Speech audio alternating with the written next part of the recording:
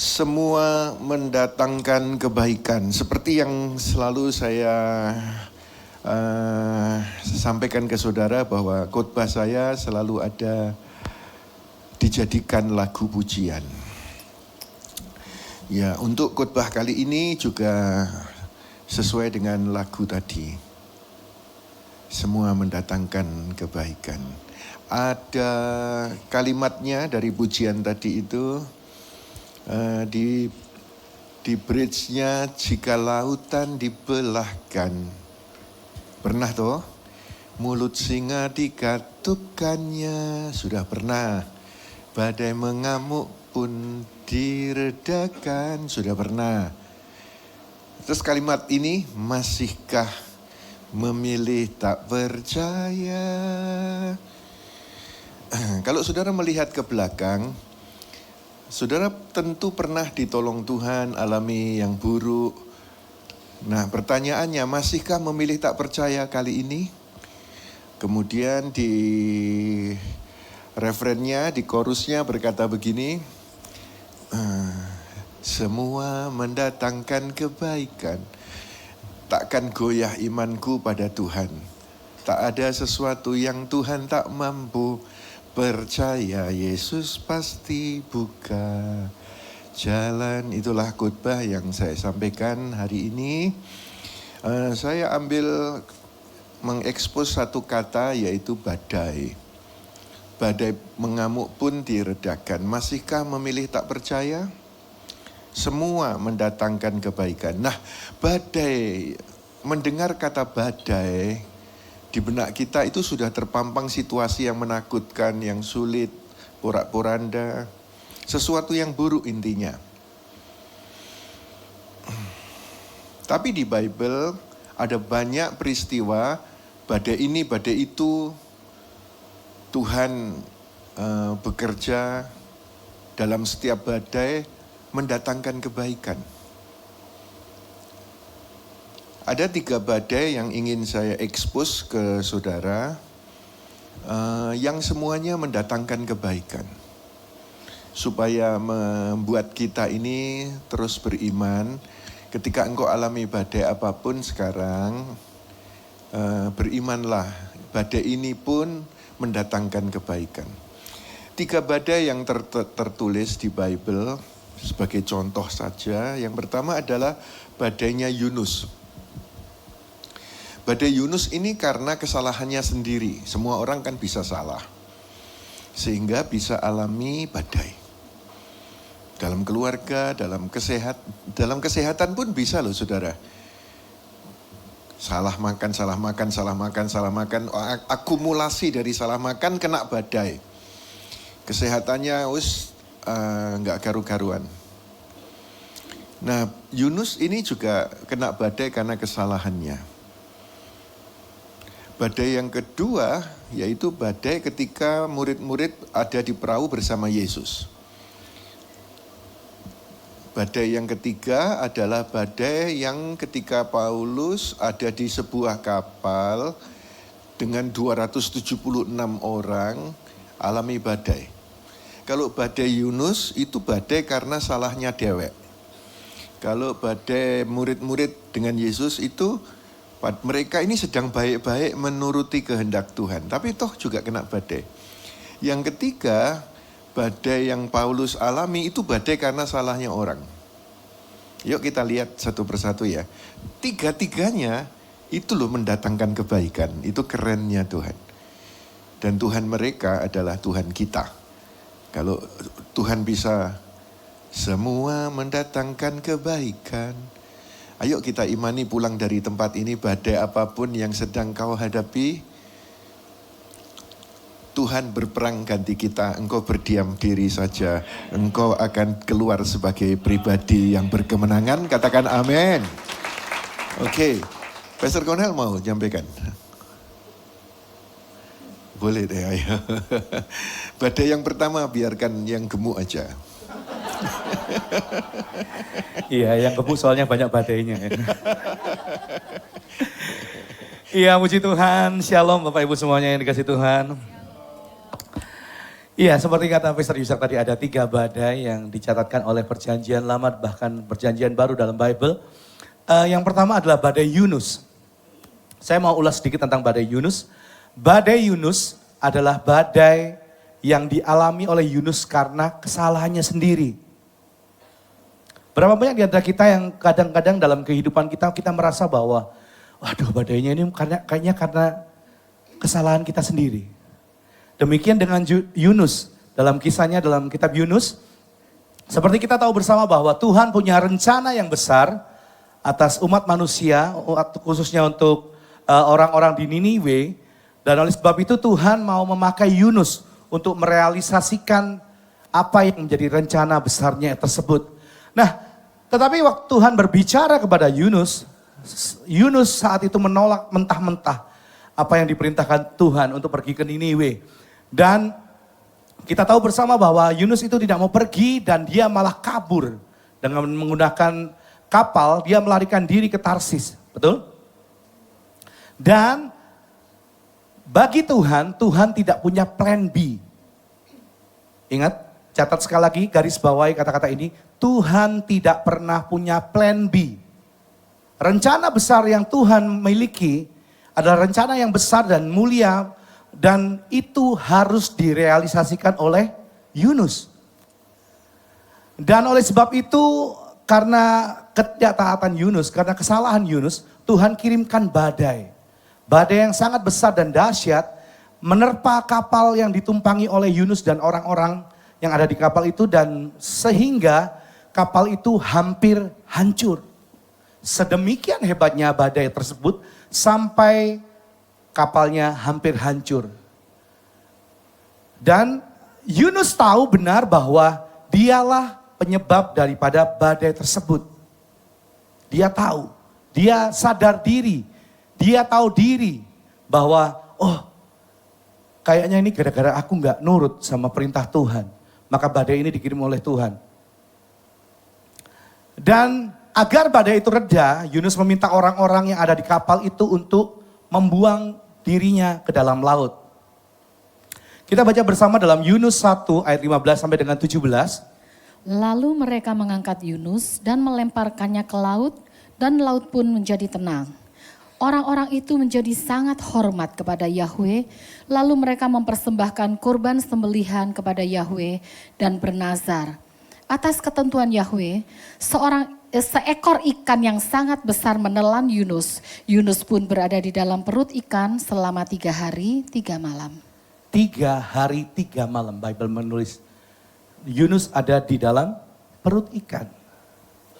Nah, apakah ditelan seekor ikan besar itu merupakan hukuman dari Tuhan untuk Yunus? Apakah itu sebuah tindakan untuk menghukum Yunus yang ditujukan dari Yahwe untuk Yunus? Saya rasa enggak. Ditelan ikan itu merupakan anugerah Tuhan buat Yunus. Bapak Ibu bisa bayangkan kalau seandainya waktu itu Yunus dilemparkan dan dia tenggelam ke dasar laut. Bapak Ibu bisa bayangkan seberapa dalamnya lautan yang ada waktu itu. Gak bisa kebayang, pasti langsung mati, lelep gitu ya, kelepek-kelepek. Tapi dengan ditelannya Yunus ke dalam perut ikan yang besar, nyawanya terselamatkan. Ada kalanya badai yang Tuhan kirimkan kepada kita adalah bertujuan untuk menyelamatkan kehidupan kita. Yunus tahu bahwa dia yang bersalah, dia yang melakukan kesalahan sehingga badai itu datang. Bedanya dengan setiap kita adalah kadang-kadang waktu badai itu datang dalam kehidupan kita, kita nggak nyadar. Katakan nggak nyadar. Nggak nyadar. Kondisi keuanganmu mungkin sedang alami badai.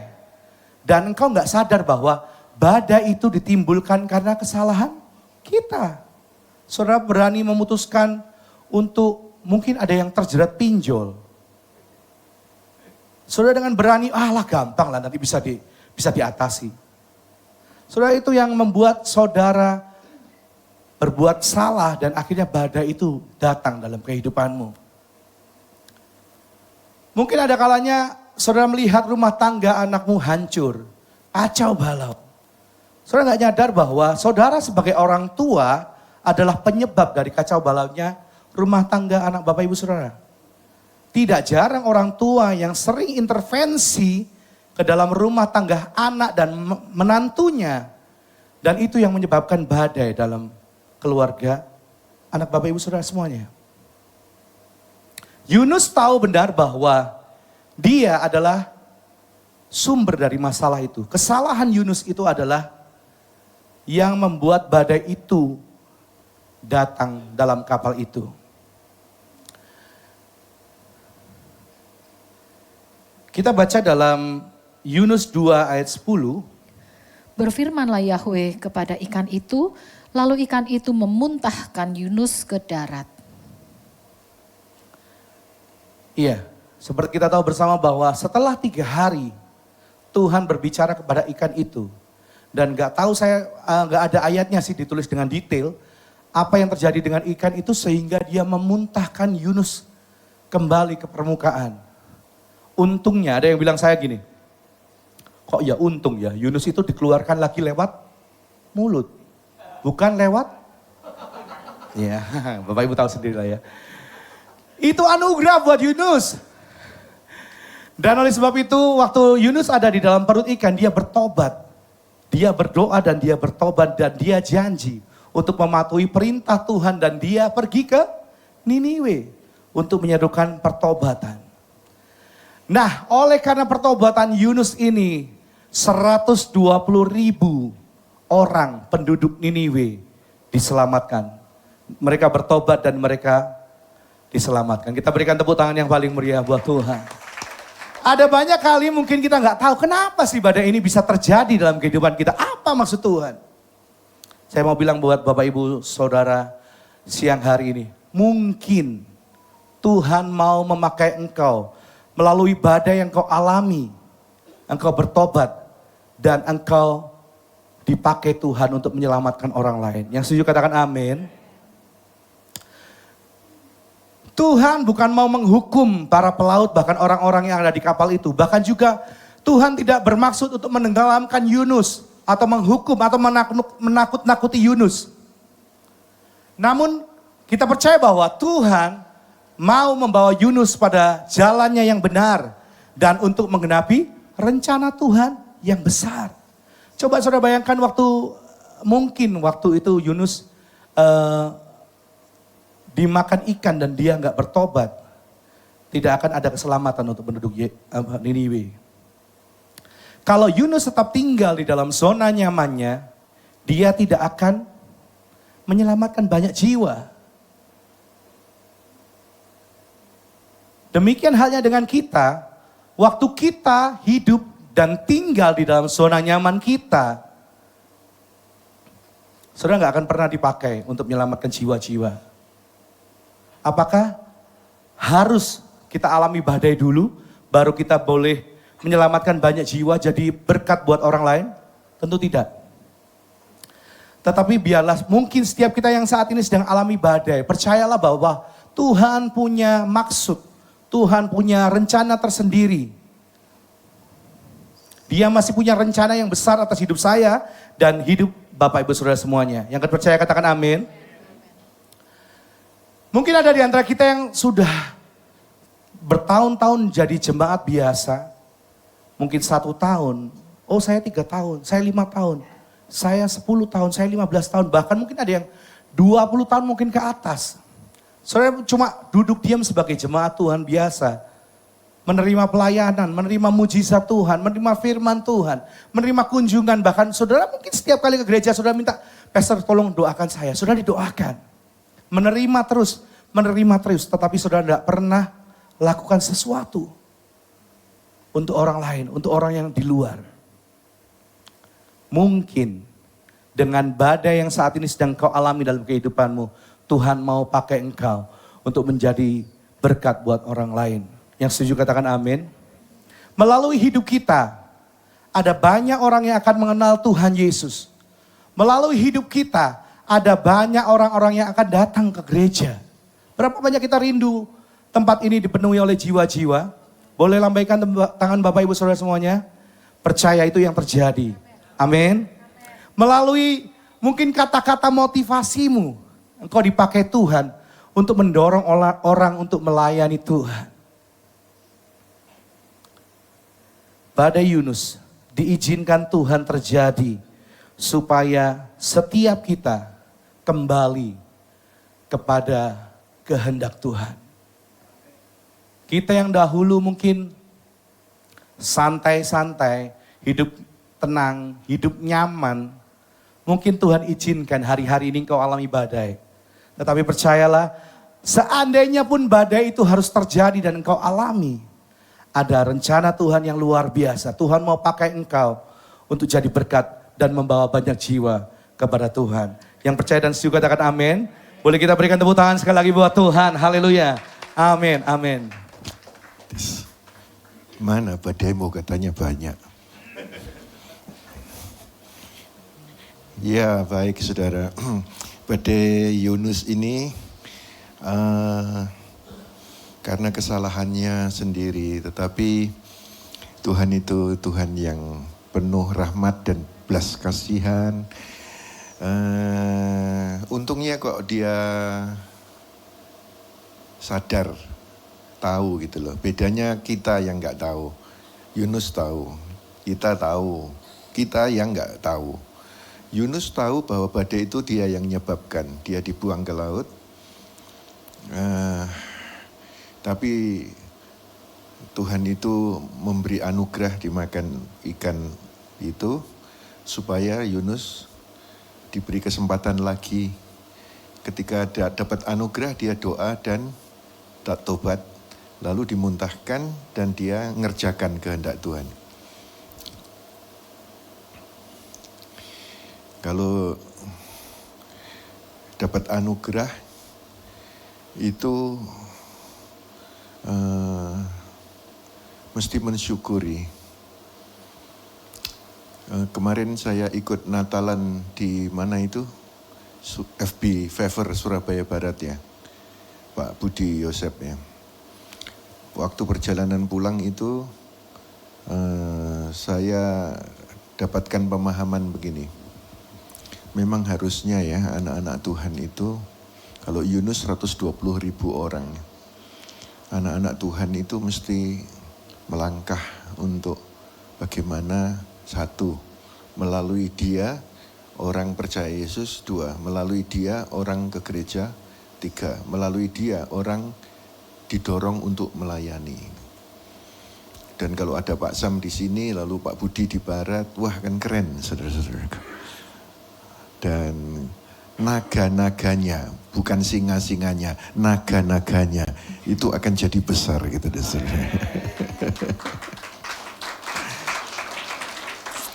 Ya, melalui Pastor Budi Yosep muncul FB Favor Barat, bahkan gereja YHS di Barat untuk kemuliaan nama Tuhan kita gitu loh. Katakan amin.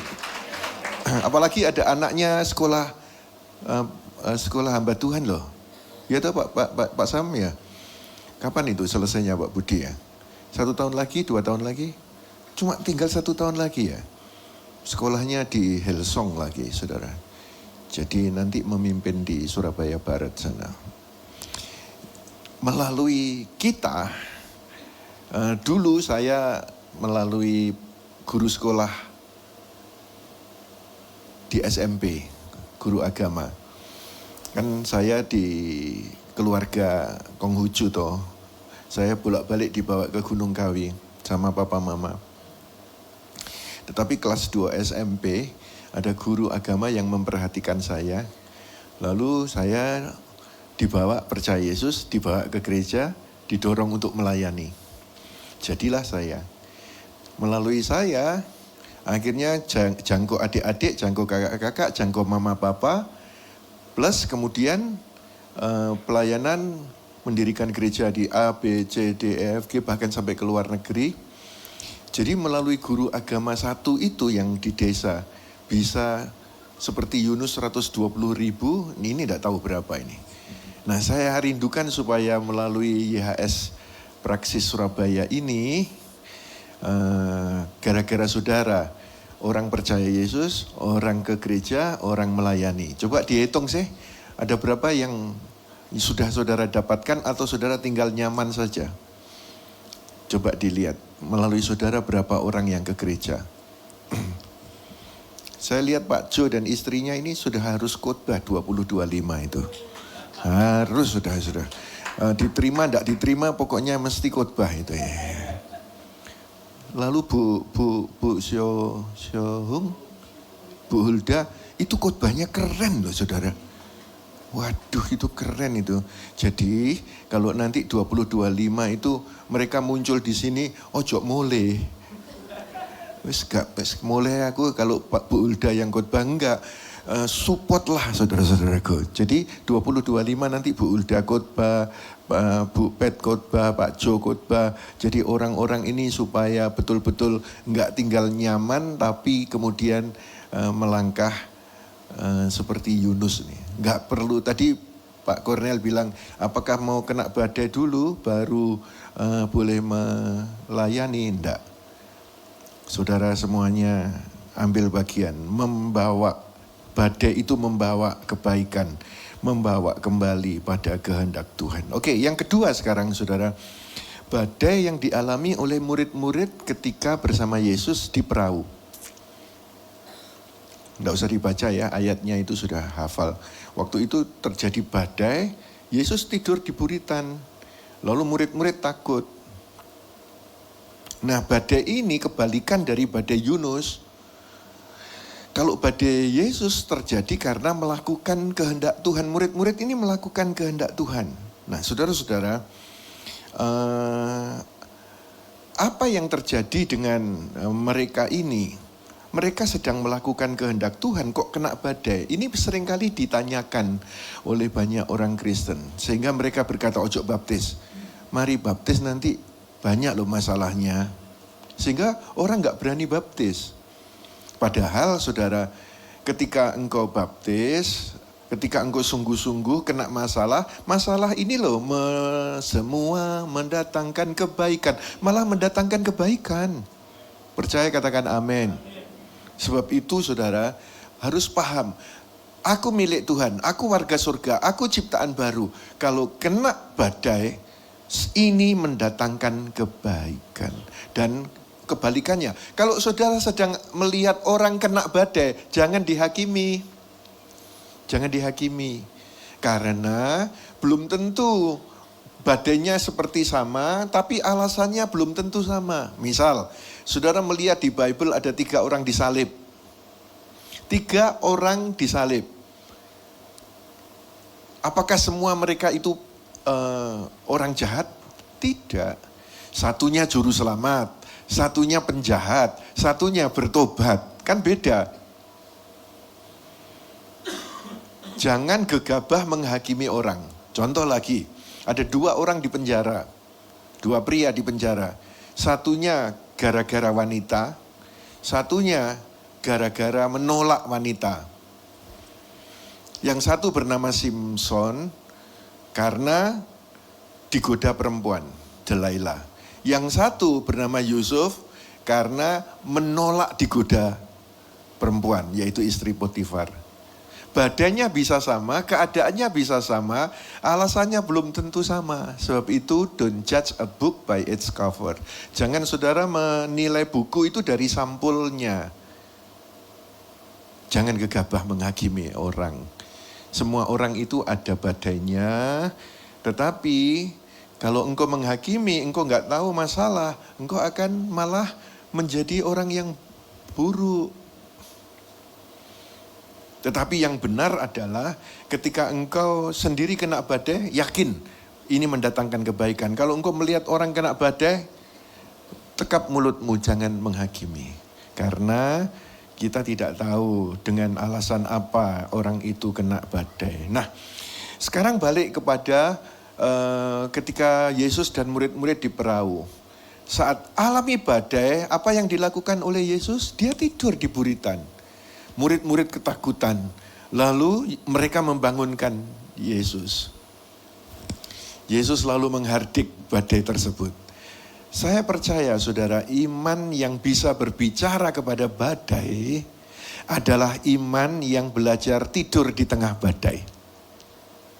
Saya rindukan YHS Surabaya itu punya iman yang model begini. Bisa berbicara kepada badai dalam nama Yesus. Teduh. Tidur di tengah badai. Kalau saya itu gampang tidur ini saudara. Tadi dari Malang ke sini, loh kok sudah sampai Surabaya? Ternyata sepanjang perjalanan aku tidur. Tapi Pak Kornel ya turu ya tadi ya sama-sama.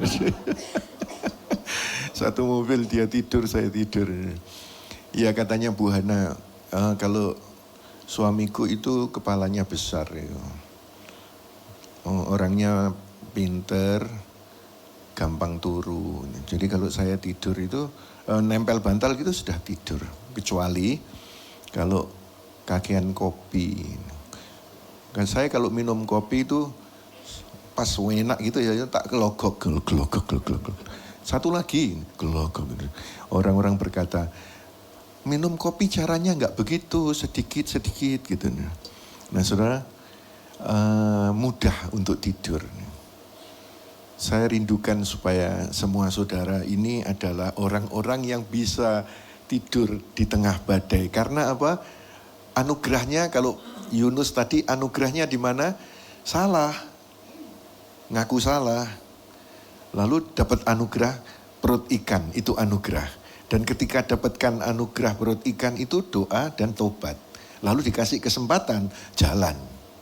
Nah semua saudara yang di badai pertama ini masih nyaman-nyaman saja, tidak pernah orang percaya Yesus gara-gara kamu, orang ke gereja gara-gara kita, dan orang melayani gara-gara kita tidak mau pusing dengan hal itu, ayo bertobat.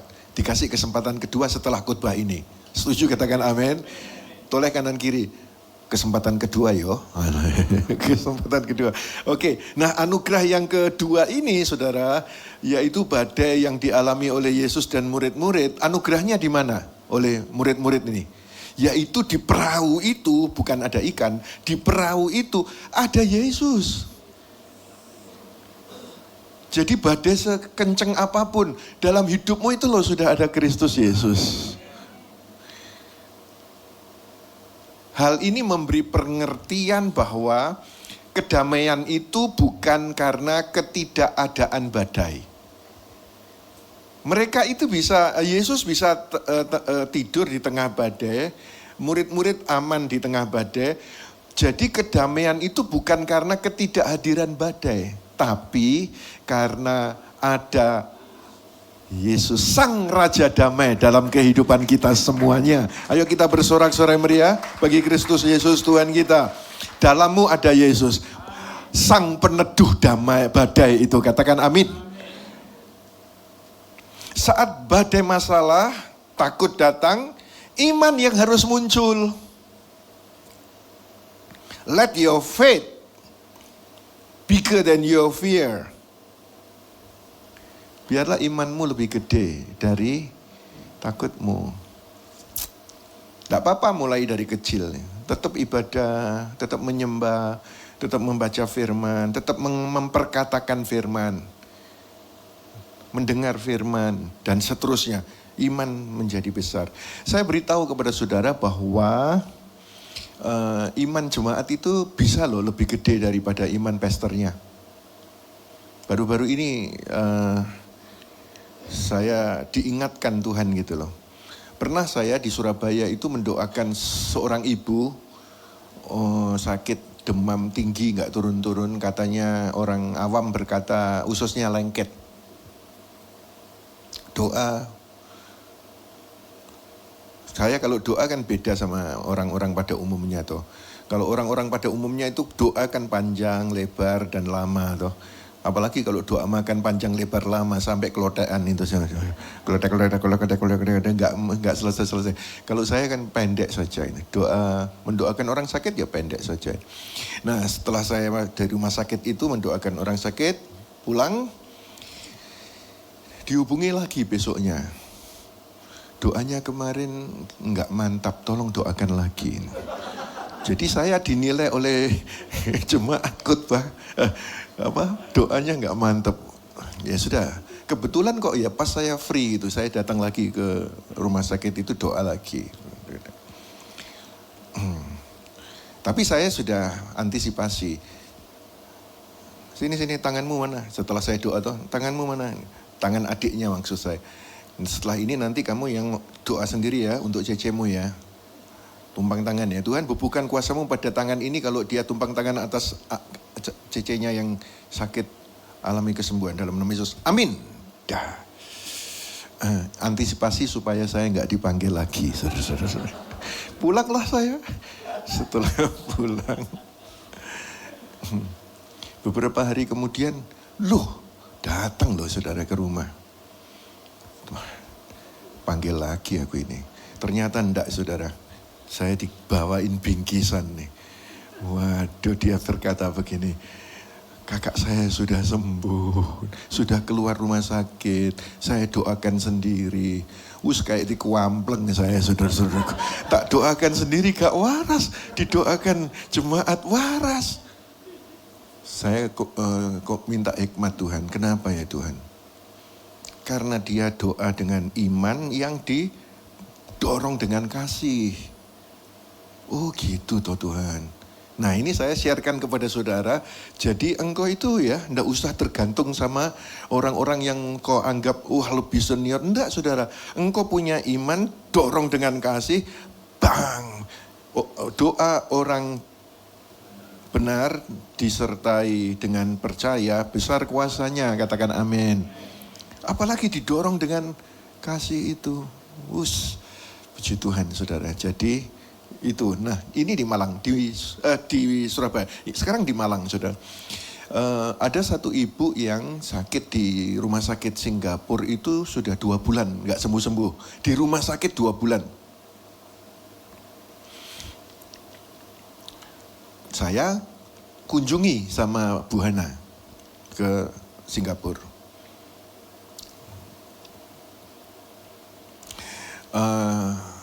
Kebetulan dekat sama suaminya. Nah suaminya ini nunggu istrinya 2 bulan itu saya jarang melihat suami model kayak gitu.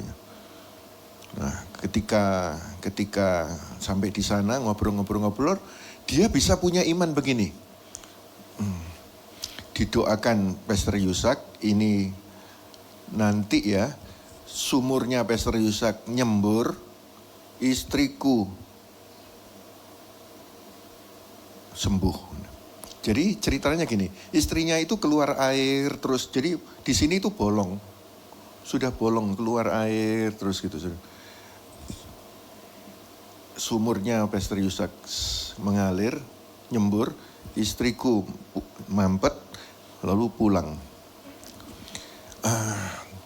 Pikiranku itu nggak nyampe di situ loh saudara, tapi imannya suaminya ini keren. Betul saudara, akhirnya tanggal 11 November kemarin itu sumur saya nyembur. Karena dia yang nyarikan orang ngebor dan dia juga bantu biaya ngebor. Karena pertama gagal, kedua gagal, ini yang ketiga. Yang 1, 2 itu lain orang, ini yang ketiga. Nah pikiran saya karena sudah ada trauma gagal, waduh susah ini cari air. Ternyata nyembur loh saudara 11 November kemarin. Lalu tanggal 20 November saya syukuran di Malang. Loh laki ini datang ke syukuran di Forest. Kaget saya, loh istrimu mau tinggal di Singapura. Sudah pulang Pak, sudah sembuh. Ayo saudara-saudaraku. Jadi jangan main-main loh dengan iman jemaat. Toleh kanan kiri. Imanmu itu berkuasa gitu ya, imanmu itu berkuasa gitu. Jadi tidak ada yang mustahil bagi orang yang beriman, katakan amin. Dari mimbar ini saya rindukan saudara itu orang beriman, punya mujizat dan jadi langganan mujizat. Saya langganan mujizat, 1, 2, 3. Toleh kanan kiri, kamu langganan mujizat, amin. Amin, dalam nama Yesus. Nah saudara-saudara, badai yang dialami oleh murid-murid ini membawa iman bertumbuh mengalahkan ketakutan. Sekarang yang terakhir, badai Paulus. Nah, badai Paulus ini bukan karena kesalahannya sendiri, bukan karena sedang bersama Yesus di dalam perahu, tidak. Tetapi badai ini terjadi karena kesalahan orang lain. Pernah enggak saudara alami masalah karena orang lain yang salah? Yang pernah angkat tangan? Gara-gara pasangan melakukan kesalahan, saudara kena masalah. Gara-gara partner kerja, kau jadi rugi. Gara-gara ditipu oleh orang. Jadi karena orang lain yang salah, kau kena masalah. Begitu juga Paulus. Ketika itu Paulus ada di kapal 276 orang. Coba dilihat saudara, Kisah 27 ayat yang ke-21-22. Setelah beberapa saat lamanya mereka tidak makan, berdirilah Paulus di tengah-tengah mereka dan berkata, "Saudara-saudara, seandainya nasihatku dituruti untuk tidak berlayar dari kereta, maka kita pasti terhindar dari kerusakan dan kerugian ini. Namun sekarang aku menasihati kamu untuk tetap tegar, karena tidak ada seorang pun dari antara kamu yang akan hancur kecuali kapal ini." Jadi bukan karena kesalahannya Paulus, karena Paulus sudah nasihati. Jangan berlayar dari kereta ini. Tapi nahkoda dan awak kapal, kru, semuanya tetap berlayar. Kena badai di tengah jalan. Terombang-ambing selama berhari-hari. Tidak lihat matahari. Muatan kapal sudah dibuang, tetap gak bisa. Gelap. Akhirnya nabrak, pecah kapal itu. Mereka sepertinya mengandalkan kapal ini akan baik-baik saja. Tetapi ternyata badai itu menghancurkan kapalnya. Tapi sebelumnya malam-malam Tuhan sudah berfirman kepada Paulus. Jangan takut. Gak ada yang akan mati. Semuanya selamat. Hanya kapalnya saja. Saudara-saudara, banyak orang mengandalkan kapal. Ada film Titanic itu, ada kalimat di film itu, "Not even God can sink the Titanic." Bahkan Tuhan sendiri nggak bisa menenggelamkan Titanic. Akhirnya nabrak karang es itu kan tenggelam dan mati ribuan. Badai yang dialami Paulus ini, saudara, sebenarnya mengekspos sebuah fakta bahwa manusia seringkali memiliki terlalu banyak atau beriman terlalu besar mempercayai kapalnya. Apakah kapal kekayaan, kapal bisnis, kapal backingan sultan, kapal backingan mafia, kapal kekayaan pasangannya, semua itu terbatas, saudara. Bisa goyah, bisa hancur. Jangan menaruh pengharapanmu pada kapal-kapal seperti itu. Tapi tancapkan iman pengharapanmu pada pribadi yang tidak akan goyah. Yaitu Yesus yang adalah jangkar yang kuat bagi pengharapan kita. Ibrani 6 ayat 19. Pengharapan yang kita miliki itu seperti jangkar yang kuat dan aman bagi jiwa kita. Ya, saudara. Akhirnya kapal hancur. Tapi Tuhan, itu Tuhan yang menepati janji.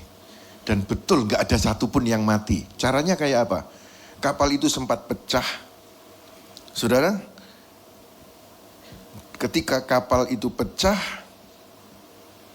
semua berenang berpegangan kepada pecahan kayu, pecahan kapal itu sampai ke darat. Semuanya selamat. Jadi Tuhan itu kalau janji, dia nepati janjinya. Tapi kapalnya pecah, tenang saja, pokoknya selamat sampai di darat. Dan di darat banyak mujizat lagi. Kepada Paulus Tuhan tidak mengirim ikan, tidak meredakan badai, seperti badai 1, badai 2. Tapi Tuhan memberi kekuatan berenang dengan berpegangan kayu Dan semua orang, 276 orang itu selamat sampai di darat. Bertahan dari badai dengan berpegang pada apa yang ada, bukan apa yang hilang. Covid kemarin, banyak orang mengalami kejadian, kehilangan. Kehilangan ini, kehilangan itu, kehilangan itu. Bertahan dari badai, berpegang pada apa yang ada, bukan apa yang hilang. Mungkin kerjaan hilang, kesehatan hilang, jabatan hilang, pasangan, keluarga, ada yang hilang. Berpeganglah pada Yesus, berharaplah padanya. Mereka ketika itu berpegangan pada kayu, pecahan kapal itu kayu. Dan berenang dengan endurance sampai ke tepian. Jangan mengharapkan yang sudah pergi atau yang hilang. Peganglah kayu. Bagi saya, anugerah itu adalah kayu kasar salib Golgota. Itu cukup bagi kita semua untuk kau pegang di tengah badai. Pasti sampai ke tepian. Ayo kita tepuk tangan yang meriah bagi Kristus Yesus Tuhan kita. Katakan amin. Katakan amin. Nah, badai ini mendatangkan kebaikan. Apa kebaikannya? Orang mengandalkan bukan kapalnya, tetapi mengandalkan kekuatan dari Tuhan. Jadi ketika saudara mengalami badai, akan mendatangkan kebaikan itu dengan cara apa saudara? Engkau mengandalkan kekuatan Tuhan. Tuhan, aku nggak menyesali yang hilang. Memang semua orang menyesal ketika kehilangan. Tapi engkau tidak memegang yang hilang, menyesali yang hilang. Tetapi ketika engkau alami badai itu mengandalkan kekuatan dari Tuhan. Badai ini mendatangkan kebaikan, memperlihatkan janji Tuhan itu tergenapi. Keselamatan dari Tuhan 276, semua selamat. Itu luar biasa saudara. Ayolah, mungkin ada dari antara saudara yang janji Tuhan belum tergenapi. Melalui gereja ini, kita akan bersaksi bersama-sama 1 tahun lagi atau 6 bulan lagi atau berapa waktu lagi bahwa Tuhan itu bukan manusia kalau janji dusta. Dia janji, dia menepati tepat seperti yang dia janjikan kepada kita semuanya. Katakan amin. Katakan amin. Oke, 3 badai yang mendatangkan kebaikan. Semua mendatangkan kebaikan itu. Badai Yunus. Kebaikannya di mana? Membawa kembali pada kehendak Tuhan. Jadi kalau kena badai, biarlah itu mendorong saudara untuk kembali kepada kehendak Tuhan. Kalau punya HP ya pakailah untuk pasang ayat-ayat firman, dorong-dorong orang ke ibadah, pelayanan. Jangan pasang foto makan aja terus. Biasa dikasih kesempatan untuk, ayo syuting, di caption, atau video supaya dijadikan status WA atau IG story saudara. Pernah IG story saudara gereja? Kalau enggak ya kebacut.